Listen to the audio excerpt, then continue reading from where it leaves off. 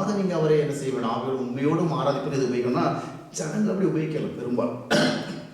நான் ஜெர்மனி வந்தவங்க கூட அவர் அம்மா வந்து, பிரதர் நீங்கள் சொல்கிறது மாதிரி அங்கே ஒன்றும் தப்பாக ஒரு மந்திரம் மாதிரி உபயோகிக்கிறது உண்மையாகவே தான், அப்படி உண்மையாக ஆராதிக்கிறவங்க இருக்கத்தான் செய்கிறாங்க.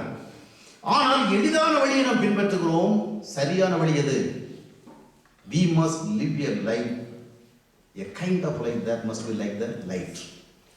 இன்னைக்கு எங்க வாழ்ந்தாலும் நம்முடைய வாழ்க்கை மூலமாக ஒரு வெளிச்சி. இன்னைக்கு நாம ஆராதிக்கிறது துதிக்கிறது எல்லாமே நம்முடைய பிரதேசம் தான் தெரியுது, நமக்கு கூடி வரைக்கும் மட்டும் தான் தெரியுது இல்லையா? அடுத்தவங்களுக்கு தெரியுதா? அடுத்தவங்களுக்கு எப்படி தெரிகிறது? எப்படி தெரிகிறது? நம் வாழ்கின்ற விதத்தில் தான் காண்பிக்க முடியும். எனவே இயேசு கிறிஸ்து 2 இடங்களில் ஆராதனை பற்றி சொன்ன, ஒன்று நாம் வாழ்கின்ற வாழ்க்கை ஒரு வெளிச்சம் போல் இருக்க வேண்டும்.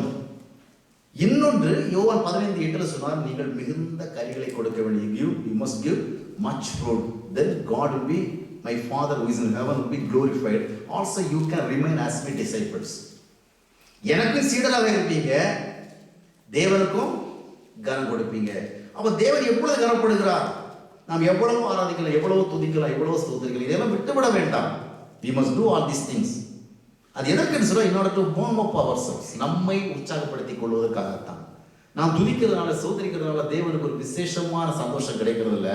நாம் துதிக்கும் பொழுது ஸ்தோத்திரிக்கும் பொழுது நமக்கு ஒரு சந்தோஷம் கிடைக்கும். we need it. ஆனால் நமக்கு மட்டும் கிடைக்கிறதில்லை. இன்றைக்கு பல திருச்சபைகளை பார்க்கும் பொழுது பாஸ்டர்கள் நடத்துகிற ஆராதனை தேவனுக்காக அல்ல. they are doing that worship services only for the sake of the believers. கூடி வருகிறவர்களுக்காக தான் ஆராதனை நடத்துகிறார்களே ஒழிய தேவனுக்காக நடத்தல. தேவனுக்காக நடத்துவதுதான் அவருடைய உண்மையான நோக்கமாக இருந்தால் ஜனங்களை சரியான சத்தியத்தில் வழி நடத்துவதற்கு அவர்கள் உயிரை விட்டு பிரயாசப்படுவாங்க. அப்போஸ்தலனாகிய பவுலை பார்க்கும் பொழுது, கிறிஸ்து உங்களுக்குள் உருவாகும் வரையில் நான் கர்ப்ப வேதனைப்படுகிறேன். நீங்கள் நன்றாக ஜெபிக்கும் வரை, நன்றாக பாடும் வரை, நன்றாக துதிக்கும் வரை, ஸ்தோத்திரிக்கும் வரை உங்களுக்கு கர்ப்ப வேதனைப்படுகிறேன் என்று சொல்லவில்லை. உங்களுக்குள்ள கிறிஸ்து காணப்பட வேண்டும். Christ must be formed in yourself. அது வரைக்கும் நான் ஒரு கர்ப்ப வேதனை கொள்ளப்படுகிறேன். அதான் என் மனுஷன். அவர் தான் பாஸ்டர், அவர் தான் போதகர். அவர் ஒவ்வொருக்குள்ள இயேசுவை பார்க்க விரும்பினார். இன்றைக்கு துதிக்கிறவர்களை பார்க்க விரும்புகிறார்கள். துதிக்கிறவர்களை உருவாக்குறார்கள் சபை போதகர்கள். ஆராதிக்கிறவர்களை உருவாக்குறார்கள், ஜெபிக்கிறவர்களை உருவாக்குறார்கள், காணிக்கை கொடுக்கிறவர்களை உருவாக்குறார்கள். ஜனங்களை தசமமாக கொடுக்கிற இயந்திரங்களாக மாற்றிக் கொண்டிருக்கின்றார்கள். ஆனால் ஆண்டவருக்கு வாழ்கிறவர்களாக மாற்றவில்லை. அப்போ இதுதான் ஊழியம். கிறிஸ்துவை பார்க்க வேண்டும். இன்னைக்கு பெரும்பாலான ஆராதனைகள் யாருக்காக நடத்தப்படுகிறது? அதற்கென்று சில பாடல்கள் தெரிந்து கொள்ளப்பட்டு, அதற்கென்று சில வார்த்தைகள் தெரிந்து கொள்ளப்பட்டு, அதன் மூலமாக ஜனங்கள் உற்சாகப்பட்டு விட்டால் he is well satisfied. ஜனங்கள் இந்த ஆராதனையில் நல்லா என்ன செஞ்சிருக்காங்க, ஈடுபட்டிருக்காங்க, they are satisfied. பிரதர் ஆராதனை எப்படி இருந்தது? சூப்பர், தூள் கிளப்பிட்டீங்க. ஆமாம் பாஸ்டர், உங்களை மாதிரி ஆராதனை யாருமே நடத்த முடியாது. நீங்கள் ஆராதனை நடத்துகிற வேலை அந்த பிரசன்னம் பாருங்கள் எப்படி தான் இறங்கி வருதுன்னு தெரியல. ஆமாம், அப்போ இவர் யாருக்கு ஆராதனை நடத்தியிருக்கிறார்? இல்லை. நான் சொல்வதை நீங்கள் அநேகர் புரிந்து கொள்வதற்கு சிரமப்படுங்கள் என்பது எனக்கு தெரியும். நான் இது போன்ற எல்லா இடங்களிலும் சென்று பிரசங்கித்தால் அடுத்த முறை அழைக்கப்படுவதில்லை என்று எனக்கு தெரியும். நான் அந்த அடிப்படையில் பிரசங்கிப்பதும் இல்லை. எங்கு பிரசங்கித்தாலும் இதுவே என்னுடைய கடைசி பிரசங்கமாக இருந்தாலும் இருக்கக்கூடும் என்று சொல்லி நான் பிரசங்கித்து போயிடுவேன். அடுத்த முறை இந்த இடத்துக்கு வர வேண்டும் என்ற ஒரு அடிப்படையில் நான் பிரசங்கிப்பதில் எனக்கு அது அவசியமும் இல்லை. எனக்கு ஒரு இடம் அடைக்கப்பட்டால் இன்னொரு இடம் திறந்திருக்கிறது நான் பார்ப்பேன். ஆனால் உண்மையை தான் சொல்ல வேண்டும். எனவே எனக்கு பல திருச்சபைகள் அடைக்கப்பட்டு தான் இருக்கிறது. என்றால் இவனை அழைத்தால் இவன் என்ன பேசுவான் அவர்களுக்கு தெரியும். ஏன்னால் நான் என்ன பேசுவது என்னுடைய புத்தகங்கள் அறிவித்துக் கொண்டிருக்கிறது. அதை படிக்கிறவர்கள் புத்தகம் நன்றாக இருக்கிறது, ஆனால் இவன் நம்ம சபைக்கு வந்தால் பிரச்சனை. அதனால என்னை அனுமதிக்க மாட்டார்கள். ஆனால் என்னுடைய சத்தியங்கள் எல்லாம் பல திருச்சபைகளில் அது புகுந்து விடுகிறது. என்னுடைய புத்தகங்களை படித்தாக செய்திகளோடு சேர்ந்து வரும். ஆனால் நான் மட்டும் விரும்பப்படுவதில்லை. அருமையான ஆராதனை என்பது மக்களுக்காக அல்ல, தேவனுக்காக. அப்படி என்றால் ஜனங்கள் ஏதோ உற்சாகம் ஆராதிக்கிறார்களே, பாடுகிறார்களே, துதிக்கிறார்களே, கைகளை உயர்த்துகிறார்களே, ஆடுகிறார்களே, பாடுகிறார்களே, விழுகிறார்களே, அதுல ஒரு பாஸ்டர் மகிழ்ச்சி அடையக்கூடாது. அதற்கு பதிலாக இவர்களுக்குள் கர்த்தர் வந்து விட்டாரா? இவர்கள் கர்த்தரோடு வாழ்கிறார்களா? இவருடைய வாழ்க்கை கர்த்தரோடு வாழ்கிற ஒரு வாழ்க்கையாக இருக்கிறதா என்று அந்த போதகர் பார்க்கணும். அதான் அவருடைய ஆத்ம கரிசனையா இருக்கணும். எவ்வளவு காணிக்கை கொடுக்குறான், எவ்வளவு பாடுறான், எவ்வளவு ஆராதனை நடத்துறான், அதை பார்க்கறது எவ்வளவு எனக்கு உண்மையுள்ளவனா இருக்கிறான் அதல்ல. இவர்களுக்குள் கர்த்தர் வந்து விட்டாரா? அப்போஸ்தலனாகிய பவுல் எளிதாக திருப்தி அடைகிற மனிதனே இல்லை. சில நேரத்தில் இது ஒரு கருத்தில் சொல்லுகிறோம், நீங்க ரொம்ப டீப்பா சிந்திக்கிறீங்க. அவ்வளவு டீப்பா சிந்திக்க கூடாது. அப்போஸ்தலனாகிய பவுல் அப்படிதான் சிந்தித்தார். கலாத்தியர்கள் எழுதுகின்ற குத்தி இல்லாத கலாத்தியர். புத்தி இல்லாத கலாத்தியர், ஃபூலிஷ் கலேஷியன்ஸ்ங்கிறார். எனவே நான் மறுபடியும் கிறிஸ்து உங்களுக்கு உருவாக்குறேன் அப்படின்னு அவர் ஒவ்வொருக்கும் எதை பார்க்க விரும்புகிறார்? ஒரு போலியான பக்தி அல்ல, ஒரு போலியான ஆராதனை கவர்ச்சி அல்ல. அவருக்கு நல்லா தெரியும், இங்க வந்து ரொம்ப கைகளை உயர்த்தி ஆடுகள் அசைகள் எல்லாம் தேவனை உண்மையாக ஆராதிக்கலாம். இவர்கள் உண்மையாக ஆராதிக்கிறாங்க, ஆனால் அவருடைய இருதயம் உண்மையாக இல்லையே, அவர்களுக்குள் கிறிஸ்து இல்லையே. அப்போ அவர் மறுபடியும் உங்களுக்கு கிறிஸ்து வரணும், கிறிஸ்து வரணும், கிறிஸ்து வரணும். இதுதான் கரிசனையாக இருக்கணும் பாஸ்டர்களுக்கு, யாருக்கெல்லாம் சரி. இல்லைன்னா அவர் பாஸ்டர் வேலைக்கு தகுதி இல்லாதவர். எவ்வளவு கொடுக்கிறார், எவ்வளவு ஆராதிக்கிறது போல ஒரு பாஸ்டர் திருப்தி எடுத்து கொண்டு சொன்னால் அவர் ஆத்ம கரிசனை உள்ளவரே அல்ல. எனவே இந்த ஆராதனைகள் யாருக்காக நடத்தப்படுகிறது? மனிதர்களுக்காக. இன்னைக்கு கவர்ச்சி உள்ள ஆராதனை ஸ்தலங்களை நோக்கி தான் மக்கள் விரைந்து போய் கொண்டிருக்கிறார்கள். சென்னை பட்டணத்தில் பார்க்கும் பொழுது எந்த சபைகள் வளர்ந்திருக்கிறது பார்க்கும்போது கவர்ச்சியான ஆராதனை திருச்சபைகள். அதனாலதான் இன்றைக்கு ஆராதனை நடத்துகின்ற பொழுது மேடைகளே பல பெண்களும் ஆண்களும் அவர்கள் கொடிகளை அசைத்துக் கொண்டிருப்பார்கள். இன்னொரு பக்கத்திலிருந்து கலர் விளக்குகள் காண்பிக்கப்படும். இங்கிருந்து பச்சை விளக்கு, அங்கிருந்து சிகப்பு விளக்கு, இங்கிருந்து ஊதா விளக்கு, அங்கிருந்து ஆரஞ்சு விளக்கு, அது மத்தியில் புகை போடப்படும். புகை, ஆமா, ஒரு சினிமா செட்டிங்ஸ் போல எல்லாம் போட்டு விட்டு இப்ப ஆராதிக்கிறவன் பாருங்க, ஆவியோட உண்மையோட ஆராதிப்பானா, இங்க நடக்கிற நிகழ்ச்சியை ரசிப்பானா? ஆராதனை என்பது ஒரு கலை நிகழ்ச்சி அல்ல. கலை நிகழ்ச்சின்னா நம்ம உட்கார்ந்துட்டு ரசிக்கலாம். அவங்க ஆடுறாங்க, பாடுறாங்க, பெர்ஃபார்மன்ஸ் பண்றாங்க, அதை வந்து நம்ம என்ன செய்யலாம்? we must enjoy, என்டர்டைன் பண்ணலாம். ஆராதனை என்பது நம்முடைய இருதயத்தை ஈடுபடுது. அங்க 2 பேர் கொடியா சேர்ந்துருந்தா, அங்கே ஆண்களும் பெண்களும் பாடிக்கோ ஆடிக்கொண்டிருந்தா எப்படி இருக்கும்? சில திருச்சியில் பார்த்துருக்கிறேன், ஃப்ரெண்டில் கொஞ்சம் ஒரு பெஞ்சு போட்டு அதில் கொஞ்சம் நின்றுட்டு இருப்பாங்க, அதுக்கு மேலே உயரமான பெஞ்சு போட்டு அதுக்கு மேலே நின்றுட்டு இருப்பாங்க, அதுக்கு பின்னால் அதுக்கு ஒரு பெஞ்சு போட்டு அதுக்கு மேலே பின்னாடி அங்கிருந்து வேடிக்கை காட்டிட்டு இருப்பாங்க.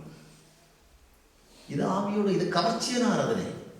இதை தேடிதான் மக்கள் ஓடிக்கொண்டிருக்கிறார்கள். இப்படிப்பட்ட கவர்ச்சியான ஆராதனைகளை சீக்கிரம் திருச்சி வளர்ந்து கொண்டிருக்கிறது. ஆனால் ஏன் வளர்கிறது? எதற்காக வளர்கிறது? சத்தியத்தின் அடிப்படையில் வளரவில்லை, சத்தியத்திற்காக வளரவில்லை. பல திருச்சபை மக்கள் தாங்கள் இருக்கின்ற இடங்களெல்லாம் தாண்டி இன்னொரு திருச்சபைக்கு செல்கிறார்கள். எதற்காக? இங்கு பிரசங்கிக்கப்படாத சத்தியம் அங்கே பிரசங்கிக்கப்படுகிறது என்பதல்ல, அங்கு போன ஆராதனை நல்லா இருக்கும், அந்த சபைக்கு போன ஆராதனை நல்லா இருக்கும், ஒரு சத்தியம் நல்லா இருக்கும், வார்த்தை நல்லா இருக்கும், அவருடைய செய்தி கேட்டால் நம்ம ஆவிக்குரிய வாழ்க்கையில் வளரலாம், இப்படி சொல்லுகிற மக்கள் மிக குறைவு. ஆராதனை, எனவே இன்னைக்கு ஆராதனையே ஒரு மயக்க மருந்து போல் ஆகிவிட்டது. ஆராதனையே ஒரு போதை பொருள் போல மாறிவிட்டது. இது போன்ற வார்த்தைகளை சொல்வதனால நான் வருத்தப்படுகிறேன். ஆனால் இதான் உண்மை. இந்த ஆராதனை போதையிலேயே இவர்கள் மயங்கி அடிப்படைகளை மறந்து விடுகிறார்கள். உண்மையான கிறிஸ்தவ வாழ்க்கை என்னவென்று தெரியவில்லை. ஏதோ ஒரு இடத்துல கூடி வந்து ஒரு விதமான ஆராதனை நடத்தி முடித்த பிறகு நாம் ஏதோ ஆண்டவருக்கு பெரிய காரியங்களை செய்துவிட்ட ஒரு ஃபீலிங் அவருக்குள்ள வருகிறது. இதான் சாத்தான் வஞ்சித்தது. சரி, இப்போ இந்த ஆராதனை சிந்தனையோடு தான் இன்றைக்கு அநேகர் ஆலயங்கள் வருகிறார்கள். பெரும்பாலான மக்கள் சொல்வதெல்லாம் எதற்காக நீங்கள் சபை கூடுவீர்கள் என்றால் ஆராதிக்கிறது. ஆனால் ஆராதனை என்பது அனுதின வாழ்க்கையிலே நாம் எப்படி வாழ்கிறோம், அதுதான் ஆராதனை இல்லையா? நீங்கள் மிகுந்த கனி கொடுத்தென்றால் உங்களுடைய குடும்பங்களிலே, நீங்கள் செல்லுகின்ற இடங்களிலே, நீங்கள் வாழ்கின்ற இடங்களிலே உங்களிடத்தில் அன்பை பார்க்க முடிந்தால் அதுதான் நீங்கள் கர்த்தருக்கு செய்ய வேண்டிய ஆராதனை. ரோமர் 12ஆம் அத்தியாயத்தின் 1ஆம் வசனம் என்ன சொல்லுகிறது? நீங்கள் உங்களுடைய சரீரங்களை ஜீவனுள்ள பலியாக கிறிஸ்துவ கொடுக்கணும். இதுதான் மீனிங்ஃபுல் சர்வீஸ். மற்றதெல்லாம் சாதாரணமானது. இதுதான் அர்த்தமுள்ள ஆராதனை. உங்களுடைய குடும்பங்களுக்குள்ளே நீங்கள் எப்படி வாழ்ந்து கொண்டிருக்கிறீர்கள்? உங்களுடைய பிள்ளைகள் உங்களை பார்க்கும் பொழுது நீங்கள் அவர்களுக்கு ஒரு முன்மாதிரியாக இருக்கிறீர்களா? உங்களுடைய சுபாவங்கள் உங்களுடைய குடும்பங்களை அங்கீகரிக்கப்பட்டிருக்கிறதா? உண்மையாக உங்களுடைய மனைவி வாயை திறந்து உங்களை குறித்து ஒரு சாட்சி கொடுத்தால் எப்படி கொடுக்க முடியும்? எப்படிப்பட்ட சுபாவங்களுக்காக உங்களுக்கு சாட்சி கொடுக்க முடியும்? உங்களுடைய கணவர்களை குறித்து நீங்கள் என்ன சாட்சி கொடுக்க முடியும்? உங்களுடைய மனைவிகளை குறித்து நீங்கள் என்ன சாட்சி கொடுக்க முடியும்? உங்களுடைய பிள்ளைகள் பெற்றோர்களுக்கு என்ன சாட்சி கொடுக்க முடியும்? நீங்களே ஒருவருக்கு ஒரு சாட்சி கொடுப்பதற்கான நிலைமை இல்லை என்றால் கர்த்தர் உங்களுக்கு எப்படிப்பட்ட சாட்சியை கொடுப்பார்? அப்படியானால் நாம் இல்லங்களுக்குள்ளே எப்படியே வாழ்ந்து கொண்டு கூடுகின்ற இடங்களிலே ஒரு விதமான ஒரு நடிப்பு தொழிலை தான் செய்து கொண்டிருக்கிறோம் இல்லையா? எனவே ஆராதனை என்பது அனுதின வாழ்க்கையில் நடக்கின்ற காரியங்கள். அதான் புதிய ஏற்பாடு டிஃபரன்ஸ். நாம் எங்கே வேலை செய்கிறோம், எங்கே போகிறோம், வருகிறோம், இதுதான். சரி, இப்போ நம்ம சபை கூடுவது எதற்காக? முக்கியமாக இப்படி சொல்லிக் கொண்டு போனால் நான் சொல்லுவது செய்தி உங்களோடு பகிர்ந்து கொள்வதற்கு நேரம் இல்லாமல் போய்விடும். நிறைய சொல்ல வேண்டி இருக்கிறது. முக்கியமாக 5 காரணங்களுக்காக, நிறைய காரணங்கள் இருந்தாலும் 5 இம்பார்ட்டன்ட் ரீசன்ஸ், அதுதான் நம்முடைய நோக்கமாக இருக்க வேண்டும். அடுத்த முறை நீங்கள் ஆராதனைக்கு வருகின்ற பொழுது அவசியம் இந்த 5 நோக்கங்களை மனதில் வைத்துக் கொள்ளுங்கள். ஒவ்வொரு முறை கேளுங்கள், இதற்காகத்தான் நான் வந்தேனா, இதற்காகத்தான் நான் வந்தேனா. முதலாவதாக உங்களில் அனைவரும் சொன்ன பதில் தான், சபை கூடுதலுடைய பிரதான நோக்கம் என்னவென்று சொன்னால், in order to enjoy fellowship. fellowship with each other. கர்த்தருடைய ஐக்கியத்தை அனுபவிக்கிறதுக்காக இங்க வரல. We are already enjoying God's fellowship. இங்க எதுக்கு வருகிறோம்?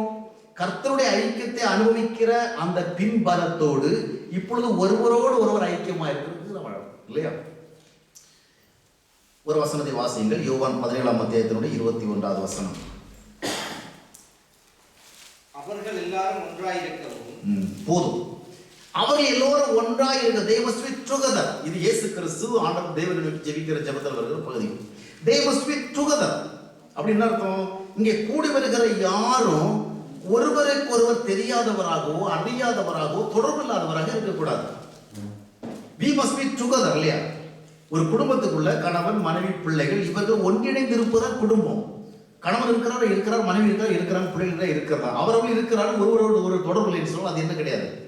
It's not a family. அதுபோல திருச்சபைக்குள்ளே நாம் இருக்கின்ற பொழுது நாம் 1000 பேர் 2000 பேர் கூடி வர வேண்டிய கட்டாயம் இல்லை. ஒரு 15 பேர் கூடி வந்தாலும் சரி, 20 பேர் கூடி வந்தாலும் சரி, நாம் ஒன்றாக இருக்க வேண்டும் என்றால் ஒருவரை ஒரு அறிந்தவர்களாக இருக்க வேண்டும் இல்லையா? இன்னைக்கு எத்தனை விசுவாசிகளுக்கு தங்களுக்கு பக்கத்தில் அமர்கின்றவருடைய பேர் தெரியும்? பலர் செல்கிறார்கள் சபைக்கு, ஆனால் எத்தனையோ வருடங்களாக போவார்கள். நான் செல்கின்ற ஒரு திருச்சபையில் எனக்கு ஒரு சிலரை 15-20 வருஷமா தெரியும். ஆனால் இன்றைக்கும் அவர்கள் என்ன எங்கேயாவது பார்க்காமலே போயிடுவார்கள். ஏன்? ஒரு நாளும் அவர்கள் என்னிடத்தில் பேச வந்ததும் இல்லை, நான் அவர்களை பார்த்தாலும் அவர்களுக்கு முகத்தை கொடுப்பதும் இல்லை. ஏனென்றால் அவர்களுடைய நோக்கம் நாம சபைக்கு வரணும், நாம வந்தோமா, ஆராதித்தோமா, போனோமா, போயிட்டே இருக்கணும். ஒருவரோடு ஒருவர் தொடர்பு இல்லை. நீங்கள் கூடுகின்ற இடத்துல ஒருவரோடு ஒருவர் தொடர்புள்ளவர்களாக இருங்கள். இங்கே வருகிற யாரும் அந்நியர்கள் அல்ல. வேதம் என்ன சொல்கிறது? நாம் இங்கே அந்நியர்களும் பரதேசிகளுமாக இல்லை.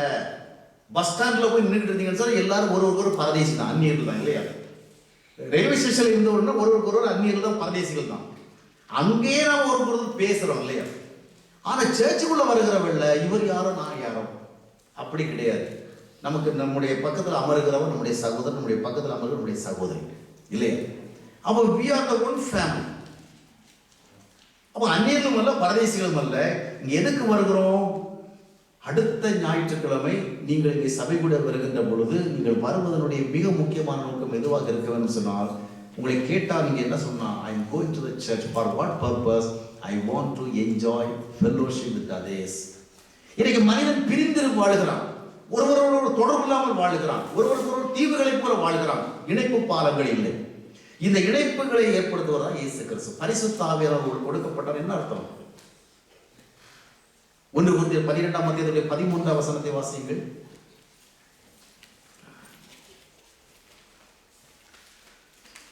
1 கொரிந்தியர் 12:13.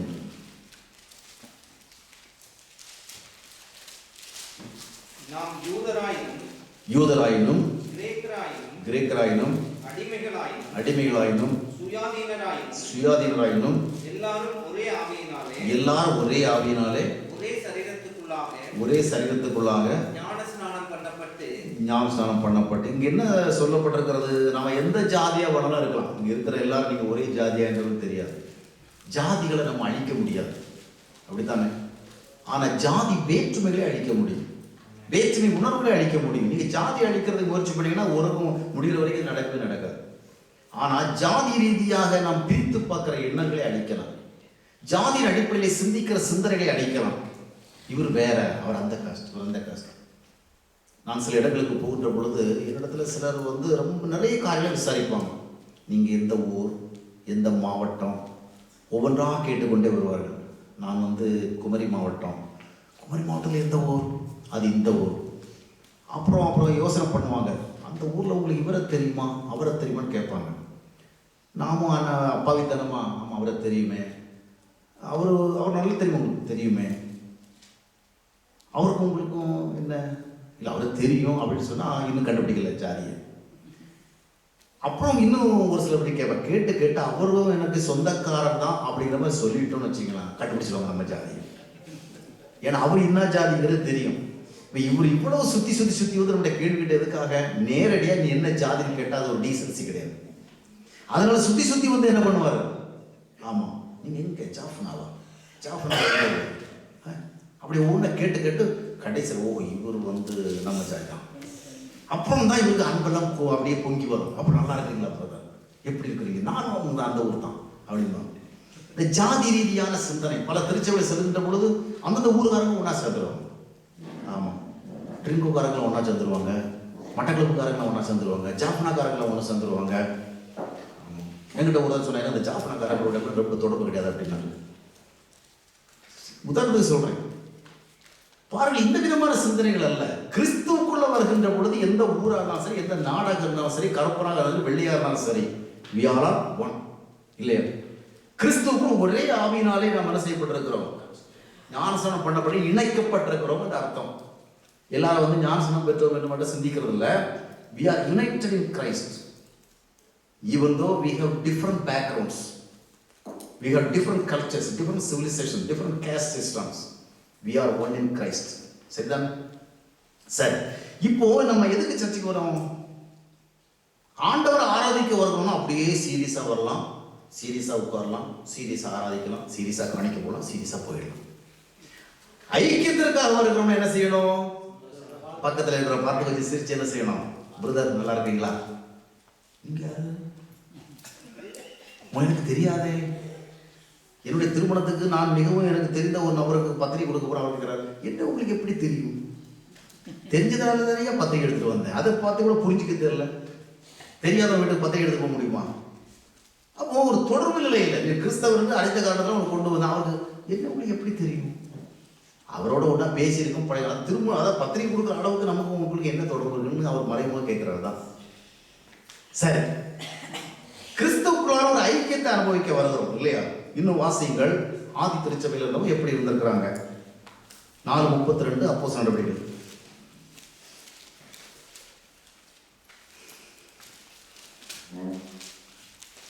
விசுவாசிகளாகிய திரளான கூட்டத்தார் ஒரே இருதயமும் ஒரே மனமும் உள்ளவர்களாக இருந்தார்கள். ஒரே இருதயமும் ஒரே மனமும் உள்ளவங்களா இருந்தாங்க. அங்க கூடி வந்தவங்க எல்லாம் ஒரு ஜாதி கிடையாது இல்லையா? அப்போஸ்தலர் நடவடிக்கைகள் 2ஆம் அத்தியாயத்தை பார்க்கும் பொழுது different languages, different culture, different backgrounds, different territories. ஆனால் அவங்கெல்லாம் ஒரு சபையாக கூடி வந்த பொழுது ஆதியில் என்ன நடந்திருக்கிறது? அவர்களும் ஒரே இருதயமும் ஒரே மனம் உள்ளவர்களாக இருந்திருக்கிறார். அதாவது அவர்கள் இது பல்வேறு விதமான பிரிவுகளிலிருந்து வந்தாலும் கூட எல்லோரும் அவர்கள் இப்படி கிறிஸ்துவோடு இணைக்கப்பட்டு அவருடைய பார்வை எண்ணம் எல்லாம் ஒன்றாக இருந்தால் திருச்சபை. ஒருவருக்கு ஒருவர் அறியாதவர்களாக, ஒருவருக்கு ஒரு தொடர்பு இல்லாதவர்களாக, ஒருவருக்கு ஒரு அக்கறை இல்லாதவர்களாக வாழ்ந்து கொண்டிருப்போம் என்றால் அது நம்ம கோயில் கான்செப்ட்ல வாழ்ந்துட்டு இருக்கோம். அதாவது கோயிலுக்கு வருகிறார், சபை கூடி வருகிறோம் என்று சொன்னால் நமக்கு என்ன இருக்கணும்? ஐக்கியம். அதாவது தேவன் ஐக்கியத்திற்காக நம்மை படைத்திருக்கிறார். ஆதியில கூட தேவன் நம்ம எதற்காக படைத்திருக்கிறார் என்றால் அவரோடு ஐக்கியமாக இருப்பதற்காக. அதனால அந்த ஐக்கியம் என்கிற அந்த ஃபார்முலா உங்களுக்கு தொடர்ந்து வந்துட்டே இருக்கும். அதாவது நாம் அவரோடு நாம் ஐக்கியமா இருக்கின்ற பொழுது நாம் ஒருவரோடு என்ன செய்யணும்? ஐக்கியமாக இருக்கணும் இல்லையா? பிறப்பித்தவரிடத்திலே அன்பு கூறுகிறவன் அவரால் பிறப்பிக்கப்பட்டவரிடத்திலும் அன்பு கூற வேண்டும். இன்றைக்கு ஏன் ஒருவரோடு ஒருவர் தொடர்பு இல்லாதவர்களாக, ஒருவரோடு ஒரு அன்பு இல்லாதவர்களாக, ஒருவரோடு ஐக்கியம் இல்லாதவர்களாக இருக்கிறார்கள்? அவர்களுக்கு கிறிஸ்துவோடு தொடர்பு இல்லை. யாருக்கு தேவனோடு தொடர்பு உண்டோ, யாருக்கு கிறிஸ்துவோடு தொடர்பு உண்டோ அவர்கள் மற்றவர்களோடு தொடர்புடையவர்களாக இருப்பார்கள். அவர்கள் தான் மற்றவர்களோடு தன்னுடைய ஐக்கியத்தை பகிர்ந்து கொள்ள முடியும். இல்லைன்னா சுயநலமிகளாக இருப்பார். நாம வந்து நோக்கு கோயில ஆண்டவர் ஆராதிக்கிறதுக்கு வந்தோம், ஆராதித்தோம், ஆசீர்வாதத்தோடு போயிடுவோம். இது செல்ஃபிஷ்னஸ். ஆனா கர்த்தர் என்ன பார்க்கிறாருன்னா, நீ வந்திய, நீ எத்தனை பேரை பார்த்து நல்லா விசாரித்தாய், இங்க எப்படி இருக்கிறீங்க, உங்களை பார்த்தா அவங்க மெலிஞ்ச மாதிரி இருக்குது. சிலர் வந்து பாருங்க ஒரு 2-3 மாசத்துக்கு முன்னாடி அவ்வளோ குண்டு குண்டா வந்திருப்பாங்க, இப்போ வரைக்குள்ள நூலா வந்திருப்பாங்க. ஆனா கூட இவங்க கேட்க மாட்டாங்க. ஆமா, அவன் நூலா வந்தா என்ன, தோலா வந்தா என்ன, அவன் எப்படி வந்தா எனக்கு என்ன. ஒவ்வொரு சகோதரனும் பாருங்க என்ன நிலைமைக்கு வந்திருக்கிறாரு. வழக்கமாக நல்லா ஷேவ் பண்ணி தானே வருவார். இப்போ 2-3 வாரமாக அப்படியே ஷேவ் பண்ண அப்படியே வர்ற. என்ன பிரச்சனை? வீட்டில் ரொம்ப டென்ஷனாக இருக்கிறாரா?